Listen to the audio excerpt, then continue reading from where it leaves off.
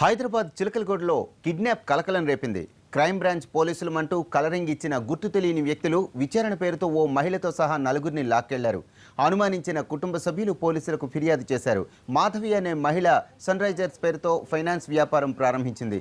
ఆమె ఆఫీసులో ఉన్న సమయంలో 6 వ్యక్తులు అక్కడికి వచ్చారు. తాము క్రైమ్ బ్రాంచ్ పోలీసులమని విచారించేందుకు పోలీస్ స్టేషన్కు పదమంటూ మాధవితో పాటు పని మనిషి లక్ష్మి, ఉద్యోగులు చిన్న, దేవాలను లాక్కెళ్లారు.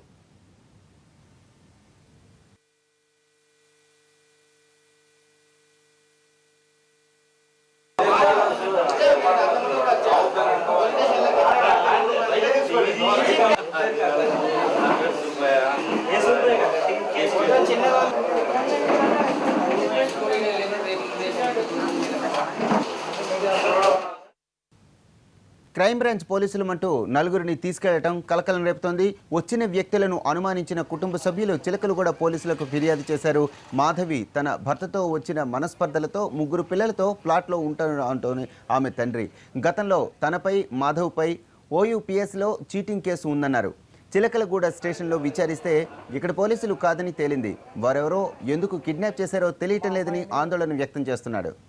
టాటా సుమాలలో వచ్చి మేము క్రైమ్ బ్రాంచ్ పోలీసు వాళ్ళం చిలకలగూడ అని చెప్పి అన్ని విషయాలు పోలీస్ స్టేషన్ దగ్గర మాట్లాడతాము రమ్మని చెప్పి అడిగి మా అమ్మాయిని బెదిరించారు. ఆ తర్వాత మా అమ్మాయి ఐడి కార్డు ఎక్కరో మీ పోలీసు వాళ్ళు అయితే ఐడి కార్డు చూపెట్టమని అడిగితే అన్ని విషయాలు పోలీస్ స్టేషన్ దగ్గర తెలుస్తాంలే నడువు ముందా అని చెప్పేసి ఆమెను బలవంతంగా కారులో ఎక్కించుకొని తీసుకుపోతుంటే మా అమ్మాయి దగ్గర పనిచేసే అబ్బాయి డాడీ ఇట్లా అక్కను వేరే వాళ్ళు వచ్చేవారు కారులో వేసుకొని పోతున్నారు, అర్జెంటుగా నువ్వు ఇంటికి వచ్చేయని చెప్పి నాకు కాల్ చేశారు. ఆ కాల్ చూసుకొని నేను వచ్చేలోపే మిగతా ఎవరైతే నాకు కాల్ చేసిన అబ్బాయిని, మరి ఇంట్లో పనిచేసే అమ్మాయిని, ఇంకొక అబ్బాయిని, మొత్తం 2 అమ్మాయిలను 2 అబ్బాయిలను నలుగురిని 2 కార్లలో వేసుకొని మరి రోడ్ల వెంబడి పారిపోతుంటే కూడా రోడ్ల వెంబడి వెంబడి క్యాచ్ చేసి మరి తీసుకుపోవడం జరిగింది. ఆ తర్వాత 8 గంటలకు మా అమ్మాయి ఫోన్ చేసి ఆమె ఫోన్లో నుంచి ఫోన్ చేసి డాడీ పిల్లలు జాగ్రత్త,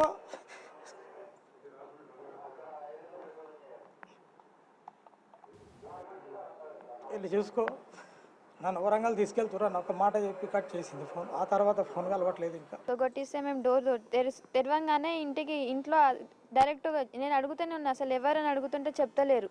మాధవి గారు ఉన్నారా అంటే ఉన్నారని ఇంట్లోకి వచ్చేసి నడు బయటికి నడు, ఏం బిజినెస్ చేస్తున్నావు అని ఇంటికి వచ్చి చాలా రోజులు చేశారు. 5:30 నుంచి 6 వరకు ఇన్వెస్టిగేషన్స్ జరుగుతూనే ఉంది. మొత్తం ఇల్లంతా వెతికిరు వాళ్ళు. ఇంట్లో ఉన్న టీవీ తీసుకొని వెళ్ళిపోయారు. ఇంకో తను శ్రావణ్ అని ఉంటాడు, తను బయటికి వెళ్ళారు. తనని కూడా పిలిపించి ఆ టీవీని కూడా రిటర్న్ తెప్పించారు. ఆ టీవీని కూడా డెలివరీ చేయనీయలేదు.